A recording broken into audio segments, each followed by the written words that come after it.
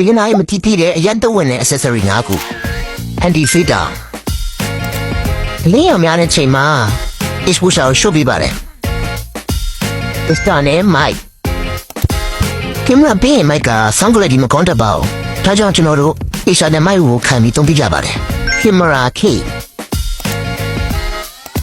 ကင်မရာ key ကကင်မရာကို matte frame နဲ့ကာကွယ်ပေးတဲ့ accessory တစ်ခုပါ film ကတော်တော်များများအဲ့ကင်မရာ key မှာ monitor တို့ microphone ကိုတက်တုံကြရ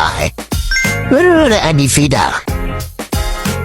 anti filter အပန်းပါခြင်းဖြစ်ပါတယ်ဘာလဲဆိုတော့အလင်းကိုရိုးလို့ပြီး control လုပ်လို့ရပါတယ် outdoor video ရတဲ့လူတွေတော်တော်များများဒီရကိုတော်တော်သုံးကြပါတယ်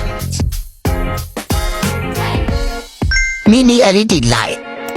lighting က video quality ကိုအများကြီးချုပ်ပြပါတယ် flow တို့ product video တို့ night shoot တို့မှာအများကြီးသုံးပါတယ် fit တာပြီးပေါင်းဖြူဖြစ်တဲ့ကြည့်ရပါတယ်အားလုံးကိုကြည့်တင်ပါတယ် like and follow လေးတစ်ချက်ပြုလုပ်ခဲ့ပါအောင်သိချင်တာရှင်းနဲ့ comment မှာမေးလို့ရပါတယ်